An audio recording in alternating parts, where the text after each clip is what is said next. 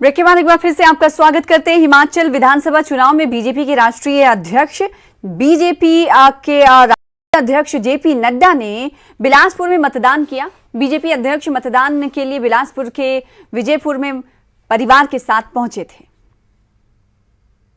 और बिलासपुर में बीजेपी के राष्ट्रीय अध्यक्ष से खास बातचीत की हमारे संवाददाता अंकित ने। आइए आपको दिखाते हैं।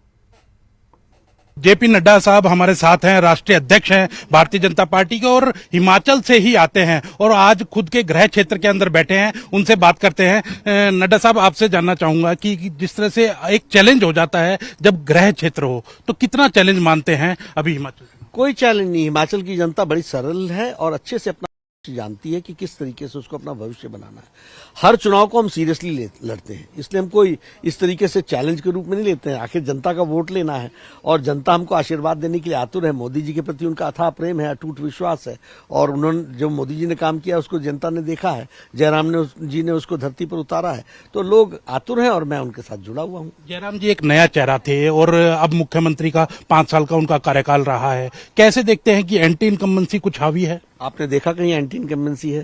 प्रो इनकम्बेंसी है। सब लोग बीजेपी को हाथों हाथ बढ़ाना चाहते हैं और उनका खुद का भी जो जयराम जी का व्यक्तित्व है वो सबको साथ लेकर के चलने के भी रखते हैं, ताकत भी रखते हैं और व्यवहार भी रखते हैं।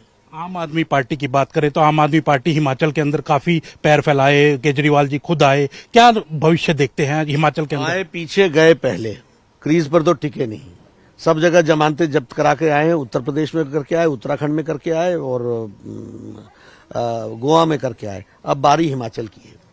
आप किस तरह से देखते हैं, क्योंकि मुद्दे क्या हैं? आप किन मुद्दों के ऊपर चुनाव लड़ा है? क्योंकि आपने भी काफी प्रचार जा करके किया है और काफी रैलियां संबोधित। लोग विकास चाहते हैं और जिस तरीके का 4 लेन कनेक्टिविटी सारी चीजें हुई हैं, एम्स आया है, all India institute of medical sciences आया, मैनेजमेंट आया, IIIT आया, IIIT आया, Indian institute of information technology आया, ये सब कभी किसी ने सोचा नहीं था। बल्क ड्रग पार्क आया, मेडिकल डिवाइस पार्क आया, ये सब इन्वेस्टमेंट्स हैं जो देश को आगे ले जाने वाली है, तो उसमें उन्होंने अपने आप को जोड़ा है। नड्डा साहब, कांग्रेस की क्या स्थिति देखते हैं? क्योंकि वीरभद्र सिंह थे, एक कद्दावर नेता थे हिमाचल के, लेकिन अब किस तरह की स्थिति देखते? अब स्थिति कांग्रेस की वजह से स्थिति दिन प्रतिदिन खराबी हुई है और उनके यहाँ कोई मुद्दा नहीं है, कोई इश्यू नहीं है।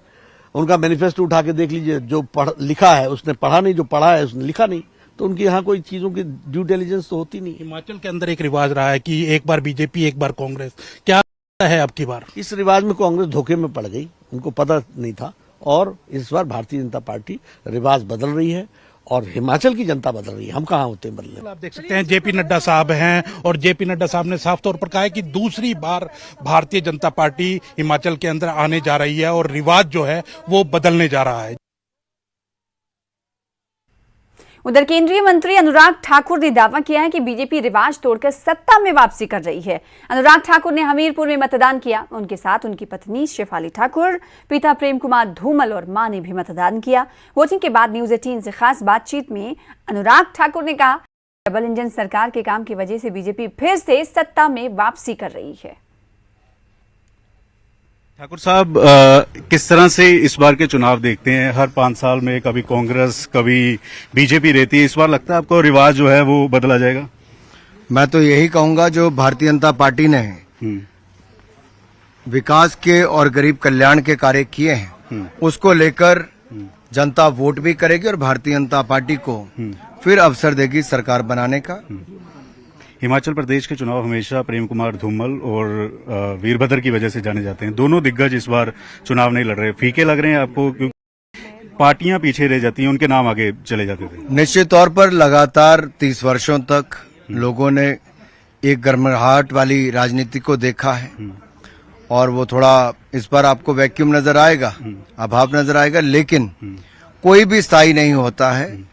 ये सब किसी को आगे चलते जाना है, बढ़ते जाना है और इस तरह से नया नेतृत्व भी आता है, वो भी अपना काम कर रहे हैं।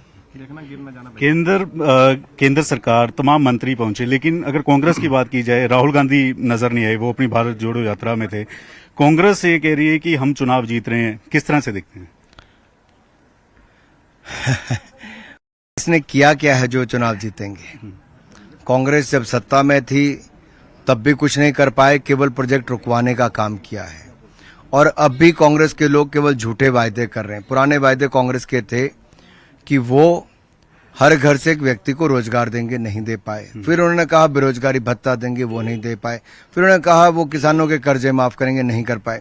बार बार झूठे वायदे करने वाली कांग्रेस पार्टी आज उनके पास कोई जवाब नहीं है कि आखिर, भाई साहब गिर जाओगे, कि आज उनके पास कोई जवाब नहीं है कि वो कैसे जनता के बीच में जाएं। इस बड़े बड़े वायदे तो कर रहे हैं, लेकिन वायदों के पीछे कुछ भी नहीं है, केवल उतने ही झूठे हैं जितने पुराने वायदे झूठे थे। वो कह रहे हैं कि कर्मचारी उनकी तरफ है, ओल्ड पेंशन स्कीम जो है उसको लेकर बीजेपी पर बहुत सारे सवाल उठाए हैं। ओल्ड पेंशन स्कीम अगर किसी ने वापस ली थी और न्यू पेंशन स्कीम को लागू किया था तो कांग्रेस पार्टी है।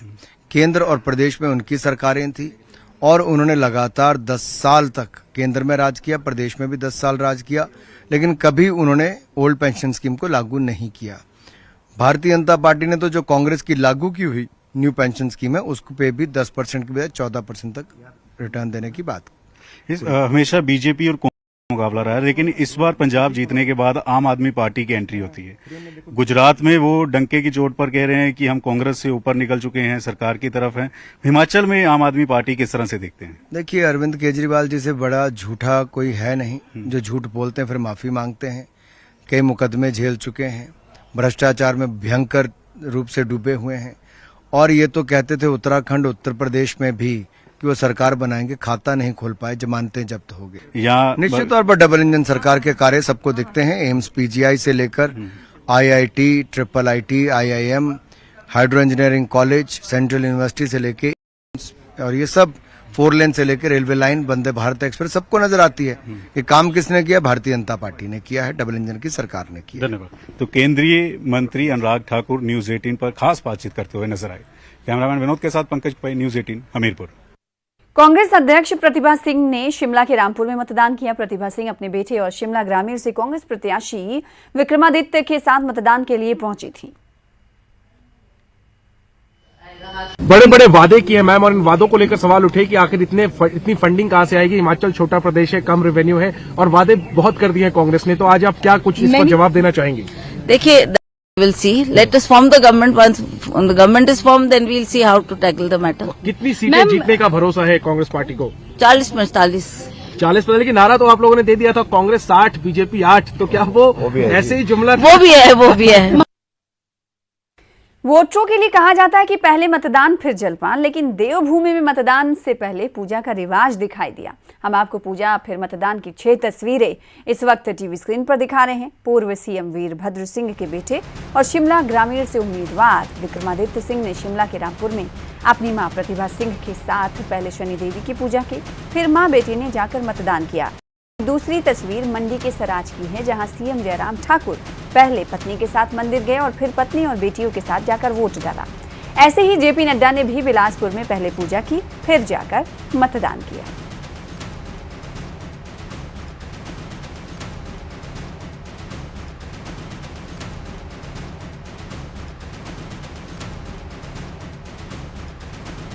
वहीं हिमाचल में हर उम्र के वोटरों ने बढ़ चढ़कर मतदान में हिस्सा लिया।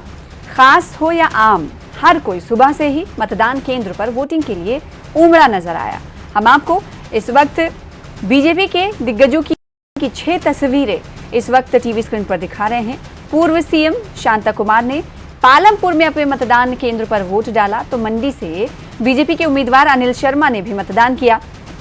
तीसरी तस्वीर कुल्लू से बीजेपी नेता महेश्वर सिंह की है, जिन्होंने पहले बागी होकर निर्दलीय नामांकन कर दिया था, लेकिन बाद में मान गए और आज अपने मताधिकार का इस्तेमाल किया। कल ये उन्होंने मताधिकार का इस्तेमाल किया। चौथी तस्वीर देहरा से बीजेपी उम्मीदवार रमेश धवाला की है, तो 5वीं तस्वीर में कसुम्पटी से बीजेपी उम्मीदवार सुरेश भारद्वाज शिमला में वोटिंग करते हुए दिखाई दे रहे हैं। वहीं मंत्री वीरेंद्र कंवर ने ऊना में अपने बूथ पर जाकर मतदान किया। तो 6 तस्वीरें दिग्गजों ने मतदान किया बीजेपी के, जिसको हम इस वक्त टीवी स्क्रीन पर दिखा रहे हैं।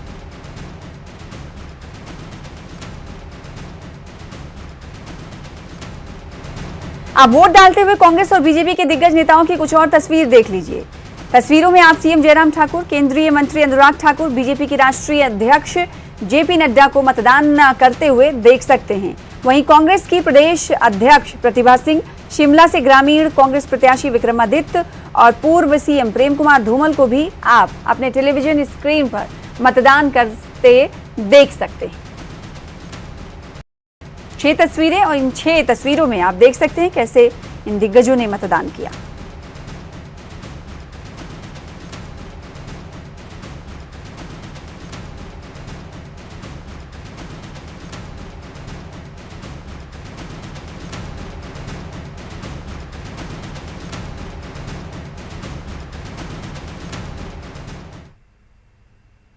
फिलहाल इसी के साथ इस बुलेटिन में इतना ही। प्रदेश की तमाम खबरों को देखने के लिए हमें लॉगिन भी कर सकते हैं और साथ ही साथ नजर बनाए रहें। छोटे से ब्रेक के बाद देखिए कुछ और खबरें। नमस्कार।